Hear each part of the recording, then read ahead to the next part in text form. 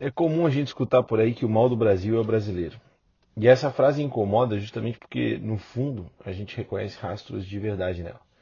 Não porque existe algum defeito no nosso DNA, claro, mas porque existe um conjunto de comportamentos repetidos, normalizados e ensinados de geração em geração que formam uma cultura que nos sabota. O brasileiro não nasce assim, ele aprende ao longo do caminho.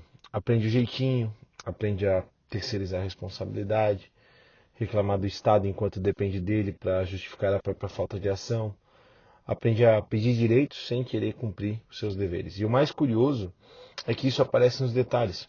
O cara que condena a corrupção, mas tenta furar a fila. O que diz que odeia político, só que vende o voto. Tem aquele que reclama da burocracia, mas tenta burlar qualquer regra que exige organização. O que reclama do atendimento público, mas trata mal quem está na ponta fazendo o que pode. E aí, quando a gente olha para isso com honestidade, percebe que o problema na verdade é cultural. É uma cultura de imediatismo, de aversão ao sacrifício, de fuga da responsabilidade e principalmente de acomodação. Aristóteles já dizia que a virtude é um hábito e Viktor Frankl dizia que a responsabilidade é o caminho do sentido. Nada muda de verdade enquanto a gente continuar colocando a culpa nos outros, no sistema, no político, em Deus, no destino, em qualquer coisa que não seja o próprio comportamento, a própria vontade. E o sistema, esse que a gente tanto condena, na verdade é um reflexo disso. Hoje o Brasil vive um estado de exceção moral e institucional. Um país onde a justiça virou instrumento de intimidação, onde a liberdade virou privilégio e onde grande parte da população se acostumou a assistir tudo de braços cruzados como se nada tivesse a ver com ela. Só que tem, sempre teve. A política é um espelho da cultura e um povo indisciplinado, vitimista e dependente produz líderes exatamente assim, indisciplinados, vitimistas e dependentes. Mas existe um ponto essencial. Não existe país sem povo. Não existe Brasil sem brasileiro. Então o mal do Brasil não é o brasileiro. O mal é o brasileiro que se recusa a mudar a si mesmo antes de exigir que o país mude.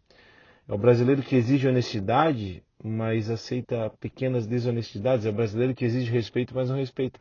É o brasileiro que quer prosperar de verdade, mas tem medo de assumir responsabilidade pelo próprio caminho. A mudança do Brasil não começa em Brasília, ela começa no espelho. Começa no pai de família, no trabalhador, no empreendedor, no cidadão comum que decide viver com mais ordem, mais verdade e, consequentemente, mais responsabilidade. E quando isso acontecer em escala, quando a gente assumir a nossa vocação de construir e parar de terceirizar a culpa, aí sim o Brasil muda. Até lá, a frase continua doendo porque ela nos expõe de alguma forma. Mas é justamente essa dor que pode nos acordar, porque no final das contas, o mal do Brasil não é o brasileiro. O mal é o brasileiro que desistiu de ser o melhor que ele pode ser. Essa é a verdade inconveniente de hoje.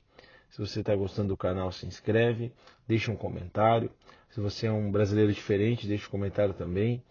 A ideia aqui é que a gente traga essas reflexões diárias ou semanais para que a gente possa realmente debater e discutir.